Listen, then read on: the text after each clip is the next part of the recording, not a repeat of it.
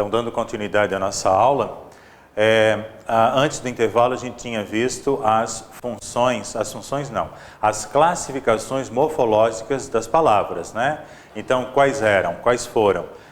Foram 10, né? Vamos lá, só revisando para ficar bem claro para vocês, né? Artigo, substantivo, adjetivo, numeral e pronome. Geralmente eu coloco esses junto porque eles fazem parte do sintagma nominal. O que é esse sintagma nominal? É esse conjunto que pode ser um objeto direto, um objeto indireto, um sujeito, né? Por isso que eles fazem parte desse conjunto. O verbo, uma palavra super importante, né? Depois do verbo nós temos o advérbio, que são palavrinhas que vão mudar o quê? Cuidado com o advérbio, muito importante. O advérbio muda um verbo, um adjetivo e um outro advérbio. E depois nós temos duas palavrinhas que elas não têm função sintática, que são apenas conectores. São a preposição e a conjunção. E por último, a interjeição, que quase nunca cai em concurso. Então nós temos as 10 classes morfológicas. Agora nós vamos nos ocupar da questão da sintaxe, das funções que essas palavras podem exercer na produção do sentido nos nossos enunciados. Então, olha só, elas são agrupadas em três áreas. São essenciais, integrantes e os termos acessórios. Termos essenciais, termos integrantes e termos acessórios, né? Então, vamos ver como é que são essas funções aqui. As funções essenciais, elas são o sujeito e o predicado. Aí aqui dentro do predicado, por uma questão didática, para facilitar a aprendizagem, eu coloquei o predicativo do sujeito e o predicativo do objeto, mas só por uma questão de facilitar conhecimento, né, através de esquemas. Os termos integrantes, então nós temos objeto direto, objeto indireto, complemento nominal e agente da passiva. Eles são integrantes, tá? Eles são necessários? São. Eu posso ficar sem eles? Não posso. Eu preciso sempre dos termos essenciais e dos termos integrantes. E o último grupo é o grupo das funções, né, que estão relacionadas com as funções acessórias. Então, eu tenho o adjunto adnominal, adjunto adverbial, o aposto e o vocativo. Então, só para revisar, nós temos então também 10 funções sintáticas. 10 funções sintáticas. E é isso que nós vamos ver agora, as 10 funções, né? Vamos olhar aqui. Se eu pego o enunciado, aqui eu coloquei nesse quadrinho, ó, sujeito, predicativo de sujeito, predicativo do objeto, objeto direto, objeto indireto, complemento nominal, agente da passiva, adjunto adnominal, adjunto adverbial, aposto e vocativo. Então, vou descrever aqui algumas dessas funções. É claro que isso a gente vai estudar na aula de língua portuguesa, na parte da gramática, quando a gente estudar a sintaxe do período simples, né? Os termos na oração. Mas eu preciso já nessa aula estabelecer os fundamentos. Vamos ver aqui. Pedro comprou o computador portátil ontem. Pedro comprou o computador portátil ontem. Sujeito, Pedro, né? Sujeito é Pedro. Só que daí a gente pensa assim, ele é o sujeito. Mas na morfologia o que ele é? Substantivo. Mas na sintaxe ele é o sujeito, né? O verbo é comprou. Agora, na transitividade, quando a gente estuda verbo, para efeito de sintaxe, eu preciso saber a sua transitividade. E o verbo ele pode ser 5 coisas, tá? Tem que ter 5 possibilidades de transitividade. Verbo transitivo direto, verbo transitivo indireto, verbo transitivo direto e indireto. Verbo intransitivo, ele não precisa de complemento, e o verbo de ligação, VL. Então, essas 5 possibilidades, né, de predicação, ou também a gente faz referência a isso como transitividade, elas são fundamentais para a compreensão da sintaxe. Quer ver por quê? Quem compra, compra o quê? Alguma coisa. Então eu faço a pergunta para o verbo, o quê? O quê? Fiz a pergunta o quê? Então eu tenho um verbo transitivo direto. O que ele comprou? O computador portátil, isso que ele comprou. Então eu vou ter aqui o meu objeto direto, né? E aqui vai ser o núcleo do predicado verbal. E o computador portátil vai ser o quê? O objeto direto, que é uma função sintática. É um termo, o quê? Integrante, né? Objeto direto é integrante. E aí, e ontem? Ontem não está relacionado uma ideia de tempo? Sim, então aqui eu tenho o quê? Um adjunto adverbial de tempo. Adjunto adverbial de tempo. Então aqui eu tenho o objeto direto, tenho o sujeito, que é o Pedro, o objeto direto, aqui o verbo, no caso, é o núcleo do predicado verbal, isso do ponto de vista sintático, né? Mas não há necessidade de chegar muito nesse detalhamento, né? E aí, eu pergunto para você, tá? Para vocês. A palavra o, qual é a classe gramatical da palavra o? Não é um artigo? É um artigo. É um artigo. E portátil, qual é a classe gramatical da palavra portátil? É um adjetivo, né? É um adjetivo, uma qualidade.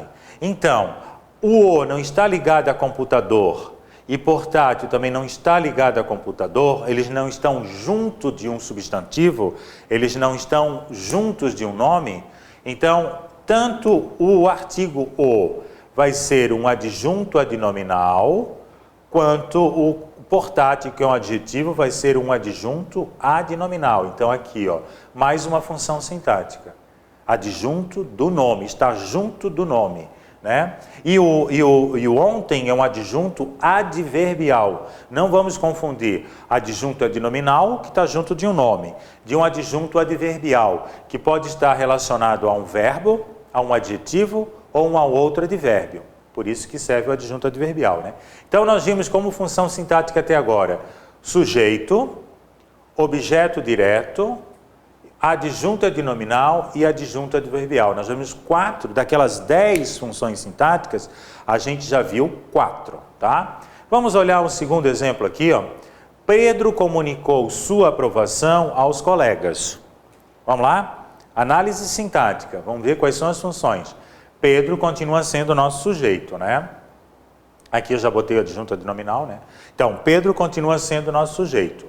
O verbo vai ser o quê? Comunicou. Toda vez que tem verbo em prova, pessoal, e esse assunto diz respeito à análise sintática, eu preciso obrigatoriamente saber quais são as 5 possibilidades, né, de predicação e também de transitividade dos verbos. Repetindo, VTD, VTI, VTDI, VI e VL. Verbo transitivo direto indireto, verbo transitivo só indireto. Verbo intransitivo e verbo de ligação. Temos que saber isso. E a gente sabe que o verbo comunicar, ele é um VTDI. Por quê? Olha só. Porque eu vou comunicar o quê? O que que eu comunico? Daí eu vou ter o quê? Eu vou ter como resposta, eu vou ter o quê? Um objeto direto, né? Então ele comunicou, o que que ele comunicou? O que que ele comunicou? Sua aprovação, né? Ele comunicou o quê? Sua aprovação, vai ser um objeto direto. A quem que ele comunicou, ó? A outra pergunta que sai do verbo, ó. A quem? A quem que ele comunicou? Aí vamos ter o quê? O objeto indireto, aos colegas, objeto indireto. Então agora vamos ver, vai ser objeto indireto, né? Agora nós vamos fazer mais uma pergunta. Pedro comunicou o quê? Sua aprovação, objeto direto. A quem que ele comunicou a aprovação? Aos colegas, objeto indireto. Por isso que esse verbo é considerado como um VTDI, verbo transitivo direto e indireto. Agora eu pergunto, sua, a e os também tem que ter função sintática, né? Não vai ficar parado. Sua, o que que é? Qual é a caixinha do sua? Artigo, substantivo, verbo, advérbio, pronome. Pronome, é um pronome. Pronome o quê? Pronome possessivo. Então, sua não está ligado à aprovação? Aprovação do Pedro, né? Sua aprovação. E aí, aos colegas, o que que é o aos? A, os. A mais os, né? A é apenas uma preposição. Então, cuidado. Preposição não tem função sintática. Repetindo, ó. Cuidado que isso aí cai em prova. Quais são as classes gramaticais que não têm função sintática? Preposição, conjunção e interjeição. Essas não têm função sintática. Todas as demais têm função sintática, tá? Menos essas três. Então, a preposição, ó, não tem função sintática. Não tem função sintática. Mas acontece que o os, qual é a caixinha do os? Artigo, né? Ou seja, a caixinha, que eu quero dizer caixinha, é a classe gramatical ou a classe morfológica. A classe morfológica do os é artigo, ó. Artigo, né? Artigo definido, masculino, plural. Os colegas. Esse os não está ligado com colegas, então ele é um adjunto adnominal, está junto do nome, né? Então, sua é adjunto adnominal e aqui a gente tem que separar, né? A preposição a não tem função sintática, mas o os artigo tem, ele vai ser o quê? Um adjunto adnominal. Então agora eu tenho aqui, ó, eu tenho, já viu, a função de sujeito, objeto direto, mais uma função, ó, objeto indireto. Aí as outras a gente já tinha visto, adjunto adnominal e adjunto adverbial. Tranquilo, pessoal? Só para a gente ter essa noção inicial, né? Do qual é a diferença entre morfologia e sintaxe. Fundamental estabelecer bem essa diferença. E as bancas perguntam sim, sabe? As classes morfológicas e as funções sintáticas. Ainda, para falar sobre predicação, sobre transitividade verbal, eu quero mostrar agora aqui a questão do adjunto adverbial, que para a interpretação é fundamental entender o que é um adjunto adverbial. Porque um advérbio, ele pode mudar de novo, eu insisto. Um advérbio vai mudar um verbo, um nome, um adjetivo no caso, né? Ou um outro advérbio. Quer ver uma coisa aqui? Pedro caminha. Ó, Pedro caminha. Eu posso fazer a pergunta o quê? Não, eu não vou ter um objeto direto. Eu posso fazer a pergunta a quem, para quem? Não, também não posso fazer, porque eu não tenho um objeto indireto. Na realidade, o verbo caminhar é um verbo intransitivo. Ele não precisa de complemento. Se eu digo, eu comprei um livro, o verbo comprar é um verbo transitivo, porque ele precisa de um complemento. Quer ver uma coisa aqui, ó? Adriele, né? Ah, Adriele, ontem eu fui no shopping e comprei. Daí você vai perguntar, pô, mas o que ele comprou? Então precisa obrigatoriamente de um objeto direto. O que eu comprei? Um livro. Então precisa de um objeto direto. E esse objeto direto é um termo integrante, né? Ele é classificado como integrante, mas ele é necessário. O sujeito sou eu, né? Eu que comprei o livro e tudo mais. Agora, se eu digo que Pedro caminha, quem caminha, caminha. Você não precisa de um objeto direto. A ação de caminhar, ela já se faz presente, ela não precisa de um complemento verbal. O próprio verbo já traz a noção de completude e de sentido. Você já entende quando eu digo que alguém caminha. E tudo que vem depois aqui, o que pode vir depois, né, de um verbo intransitivo, vão ser o quê? Circunstâncias. Circunstâncias. Que não se confunde, tá? Ó, são os adjuntos adverbiais, né? São as circunstâncias expressas. Não se confunde nem com objeto direto, nem com objeto indireto. Vamos ver aqui. Pedro caminha na pista. Que circunstância é essa? Porque eu estou dizendo assim, ó, quem caminha, caminha. É um verbo intransitivo, ele não precisa de complemento. Vamos esclarecer o que é um complemento, ó. O que é um complemento? Complemento. Complemento pode ser verbal, né? Complemento pode ser verbal. E ele pode ser o quê? Um objeto direto e um objeto indireto. Só tem esses dois. Eu posso ter os dois juntos, né? Que é no caso do VTDI, que tem um complemento direto e um indireto juntamente. Ou eu posso ter um complemento nominal. Que a gente chama de CN, complemento, que eu chamo aqui no meu material, né? de complemento nominal. Então, olha só, complemento faz parte, né? O complemento verbal faz parte de um verbo, é claro, já está dizendo, né? O verbo exige um complemento, sem o qual eu não consigo estabelecer coerência no meu enunciado. Eu preciso de um complemento, que pode ser direto e ou indireto. E se ele for direto, o que quer dizer direto? Sem preposição. E o que quer dizer indireto? Com preposição. Sem preposição e com preposição. E o complemento nominal é um complemento que sai de um nome e não de um verbo, mas isso a gente vai analisar depois, tá? Então, olha só, na pista é uma noção de quê? É um adjunto adverbial de lugar, o local onde ele caminha, na pista, ele caminha na pista, adjunto adverbial de lugar. Pedro caminha muito, advérbio de intensidade, está mostrando a intensidade, né, que ele caminha, né? Pedro caminha depressa, é o modo como ele caminha, rapidamente, é o modo, né, depressa, ele caminha depressa. Então, adjunto adverbial de modo.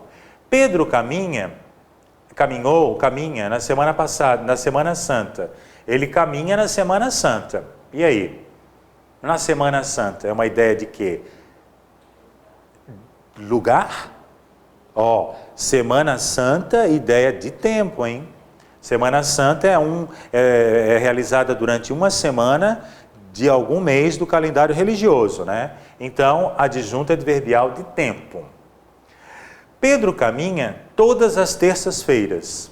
Ele caminha todas as terças-feiras. Também terça-feira não é uma ideia de tempo? Sim, mas é um tempo mais especificado. Então, a gente chama de adjunto adverbial de frequência, porque esse tempo se repete todas as terças-feiras, adjunto adverbial de frequência. Mas ele está relacionado com o tempo também, tá? Como se fosse uma subdivisão do tempo. Pedro caminha por lazer. Por lazer é a causa. É a causa, adjunto adverbial de causa. Pedro caminha certamente. Não, Pedro certamente caminha. Eu posso até mudar a posição dele. É um adjunto adverbial de afirmação. Estou afirmando que o Pedro caminha. Pedro caminha com sua esposa. Aí é adjunto adverbial de companhia. Ele caminha com a sua esposa, tá? O que eu quero mostrar aqui para vocês? Que tudo isso aqui que vem depois de um verbo intransitivo são apenas circunstâncias. Não se confunde com o objeto direto, nem com o objeto indireto, tá? Continuando. Pedro caminha apesar dos calos no calcanhar. Apesar dos calos no calcanhar. Apesar não é uma adversativa, então não dá ideia de concessão, adjunto adverbial de concessão. Apesar. Vamos transformar isso aqui numa oração? Embora tenha calos no calcanhar. Então dá ideia de concessão, né? De concessão. Pedro caminha conforme orientação médica. Conforme orientação médica aqui não é uma oração. Isso aqui é um adjunto adverbial de quê? De conformidade, mas eu posso colocar isso como uma oração, né? Conforme o médico o orientou a fazer. Daí eu transformo numa oração, mas aqui ele é apenas um adjunto adverbial de conformidade, tá? Bom, aqui eu também posso colocar, Pedro morreu. Pedro morreu. Quem morre, morre. Eu não preciso de um complemento, é um verbo intransitivo. Quem morre, morre. Mas daí a gente vai querer saber, mas ele morreu? Mas tem várias perguntas que eu posso fazer. Mas todas as perguntas que eu for fazer, elas vão estar relacionadas às circunstâncias da morte do Pedro. E essas circunstâncias, elas aparecem na gramática dentro do quê? Da função sintática de um adjunto adverbial. Vamos ver aqui, Pedro morreu na semana passada, à noite. Circunstância de tempo, né? Pedro morreu de câncer. A causa mortis. Pedro não morreu. Negação. Pedro morreu realmente, certamente, com certeza. Afirmação. Pedro morreu muito cedo. Aqui eu tenho de intensidade e tenho de tempo. Intensidade e tempo. Pedro nunca morreu. Tempo mais negação. Pedro morreu novamente, de novo, repetitividade. Pedro morreu com Roberto, companhia. Pedro morreu, infelizmente, toda a oração. Né? Isso aqui é muito bom, a gente vai retomar isso depois, né? A gente vai retomar isso, fiz a primeira introdução. Agora a gente vai voltar para a nossa parte lá da coesão e coerência. Vamos voltar aqui para a coesão e coerência.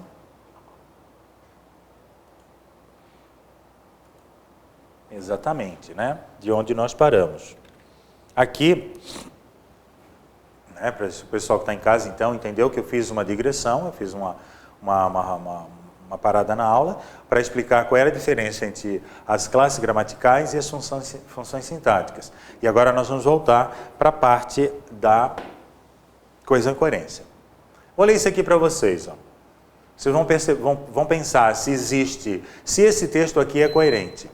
O conflito entre Israel e Palestina faz mais de 50 vítimas. A União Europeia reduz juros bancários. Opa, o que tem uma coisa a ver com outra? Prefeituras de Santa Catarina fecham o ano no vermelho. Também não tem sentido. Não estamos tendo nenhum elemento coesivo e esse texto, aparentemente, até agora, ele é incoerente. Hospitais suspendem cirurgias. Né? Então, agora sim. Ó, essas foram as manchetes que integraram a capa da edição de jornal desta terça-feira. Então, essas, pronome demonstrativo, né? Ele que vai dar o quê? Ele vai ser responsável pela construção do sentido, para dar a consequência. Então, agora esse texto aqui é um texto coerente, por causa da intervenção, né, desse elemento coesivo. Agora aqui, Pedro foi ao supermercado. O prédio desse mercado é de alvenaria. Tudo bem, está dando ao mercado, né? Tem elemento coesivo. Essa modalidade de construção, ou seja, alvenaria, né, é mais segura. Tudo bem, até aqui ele está coerente. Também são seguros os investimentos bancários a médio prazo. Qual é a relação que tem a segurança de uma casa com o investimento bancário, né? Com investimentos bancários. Os prazos para obtenção do passaporte serão menores. Então aqui eu tenho alguns elementos coesivos, mas é uma falsa coesão, né? Porque esse texto aqui, então, ele aqui eu tenho os elementos coesivos, né? Mas esse texto é incoerente, ele não tem coerência. Porque ele não encerra um sentido, né? Vamos ver agora aqui, olhar fito no horizonte. Ponto. Apenas o mar imenso. Ponto. Nenhum sinal de vida humana. Tentativa desesperada de recordar alguma coisa. Nada. Agora esse texto aqui, é coerente ou incoerente?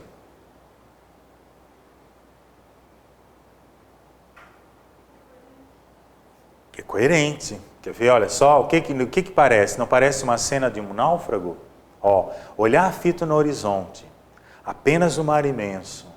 Nenhum sinal de vida humana, quer dizer, a pessoa estava sozinha naquela imensidão, né? Tentativa desesperada de recordar alguma coisa, a pessoa não lembrava de nada, né? Nada, não lembrou de nada. Então, a gente não tem assim, olha só, podemos ter textos sem elementos coesivos, né? Mas a textualidade, ou seja, o fato disso aqui ter coerência, se dá nesse nível da coerência propriamente dita, no interrelacionamento das ideias. Agora aqui, o dia está bonito, pois ontem encontrei seu irmão no cinema. Não gosto de ir ao cinema, lá passam muitos filmes divertidos. A gente tem alguns elementos coesivos, O dia está bonito, pois, né? Estou dando uma explicação, ontem encontrei seu irmão no cinema. Não tem muita relação, mas enfim, não gosto de ir ao cinema. Daí ele diz que lá passam filmes muito divertidos, então entra até em contradição, né? Então eu tenho aqui um texto que aparentemente tem alguns elementos coesivos, né? A coesão não constitui condição necessária nem suficiente para que um texto seja um texto, né? E pode haver sequenciamento coesivo de enunciados, né? Que porém não chegam a constituir um texto, por faltar-lhes, né, a coerência. Aqui. Subi a porta e fechei a escada. Tirei minhas orações e recitei meus sapatos. Desliguei a cama e deitei-me na luz. Tudo porque ele me deu um beijo de boa noite. Aí eu pergunto a você, coerente ou incoerente? Dá para entender. E é coerente. Olha só. Como é que a gente pode interpretar isso aqui? A pessoa beijada, ela ficou tão excitada, tão emocionada, né, tão entusiasmada, que ela trocou tudo. O seu estado de nervosismo. Ó. No lugar de subir a escada e fechar a porta, ela subiu a porta e fechou a escada. Isso causou confusão, né? Então, está relacionado com o quê? Com o beijo que ela recebeu. Então, a gente tem um texto que aparentemente não teria coerência. A coerência foi construída a partir da segunda parte desse poema, que seria um poema, né? Segundo verso, segunda estrofe, primeira estrofe, segunda estrofe, né? Então, olha só, é um texto coerente, a confusão, a troca dos complementos, né? Aqui, deu-se pelo estado de excitação da personagem ao ser beijada. Então, a gente tem que analisar todo o conjunto, né? Aqui nós temos as noções de anáfora e catáfora, é um elemento que não está no programa de vocês, né? A gente trabalha com os níveis de coerência, vocês vão olhar isso depois na apostila para entender. Eu só quero mostrar o que é um pouquinho mais interessante, né, em relação a essa questão da anáfora e da catáfora. É assim, ó, quando eu tenho um referente que está antes, a gente chama ele de anafórico, ao que precede, o que está antes. E um elemento referente que vem depois, né, dentro de um texto, é o que segue, que vem depois, é catafórico, ou anafórico, ou elemento catafórico. Quer ver aqui, ó? Aqui. Pedro e Marcos são jornalistas. Eles trabalham no jornal Folha de São Paulo. Qual é o antecedente desse eles aqui? A que ele se refere? Pedro e Marcos. Pedro e Marcos está antes do pronome? Tá. Se ele está antes, o que ele é? Anafórico. Agora vamos ver aqui, quer ver? Desculpa. Ó, antes, né, anafórico. Aqui, ó. Ele tinha realizado todos os seus sonhos, menos este, o de viajar para a Europa. O referente do esse está antes ou depois do pronome? Está depois, ó. O de viajar para a Europa é o referente deste este. Então, isso aqui é uma referência catafórica, referência demonstrativa catafórica, porque vem depois, né? Aqui, comprei maçã, banana e laranja. Essas são as frutas que como no café da manhã. O referente está antes ou depois? Antes, está aqui, ó, maçã, banana e laranja. Então, anafórico, tá? Anafórico. E aqui, comprei estas frutas para o meu café da manhã. Maçã, banana e laranja. Aí é catafórico, correto? Tudo bem, agora eu vou perguntar aqui. Vocês vão dizer se esses enunciados são coerentes ou incoerentes. Primeiro, o projeto estava incompleto porque prescindia de mais detalhamentos. Está coerente ou incoerente?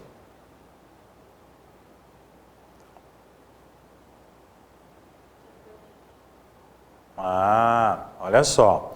Exatamente, ó. Por quê? Porque o verbo prescindir é um verbo transitivo indireto e significa dispensar. Então, o projeto estava incompleto porque dispensava mais detalhamentos? Então é falso, né?